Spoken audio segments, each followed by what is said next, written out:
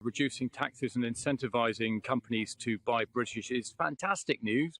I feel sorry for the Adam Smith Institute trying to argue any otherwise, because, we've just spent the first half of our year paying taxes, and now we can actually go and make some profit. But if you think of, which is Adam Smith's own reckoning, I think, but I think companies like Tregothnan, who grow tea in Cornwall and are now Europe's largest tea gardens, we're investing a lot into robotic tea harvesting.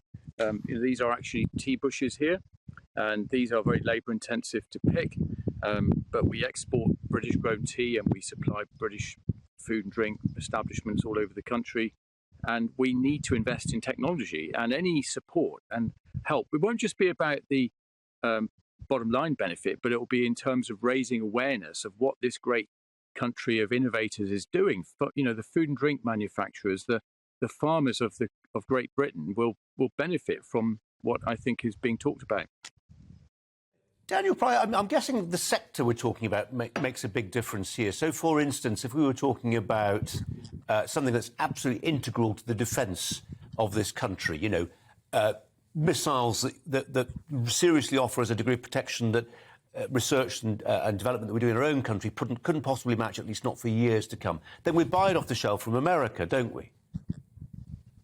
Yeah, that's correct. And I think there's a different argument to be made about those sort of strategic industries. But where we can all agree is we desperately need pro-growth, pro-investment tax reform. But I just don't think that tax breaks for Buy British is the right approach. To me, it's a protectionist move that would end up lowering the quality of various products and potentially even spark a mini trade war. For me, the best of British business is more than capable of competing on the international stage without this kind of special treatment through the tax system, whatever happened to out and into the world and global Britain. And for me, to kind of quote Adam Smith, since he's been mentioned, it comes down to the fundamentals of economics. Why should we buy things from other countries when we can make most things here? Well, nearly 250 years ago in The Wealth of Nations, Smith wrote that we could grow coffee in Cornwall or grapes on Ben Nevis, but we tend not to because it would be vastly more expensive. And this is how we enrich ourselves, different countries specialising in different areas and us all getting richer by trading with each other. Yeah, I mean, the problem with that, Jonathan Jones, is,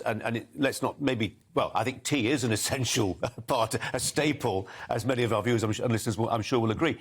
But, the problem is, if it's something which relies on the supply chain, there you go, if lockdown taught us anything, it's about the fragility of our supply chains.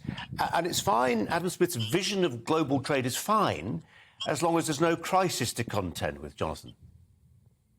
I think you're right. And I think also less tax is good for business generally. I think that's the key message. I think Daniel's right not to want special treatment.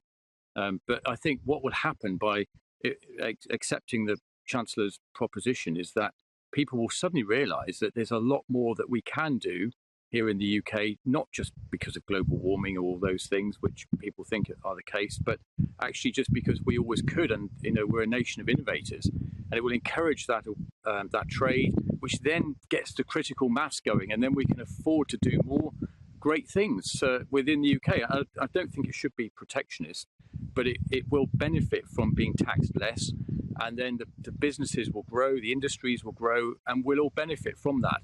And then perhaps it may only be a temporary relief, but I think it would make a very positive impact on our industries, but particularly land-based. As you say, Colin, probably more true of certain sectors. But if you look at the Plimsoll analysis of what companies are doing really well post-Brexit, post-COVID, there are some surprises in there. And I think some industries would really benefit from, you might want to call it special tax treatment. We've got to leave it there from a windy Cornwall. Fantastic setting, though.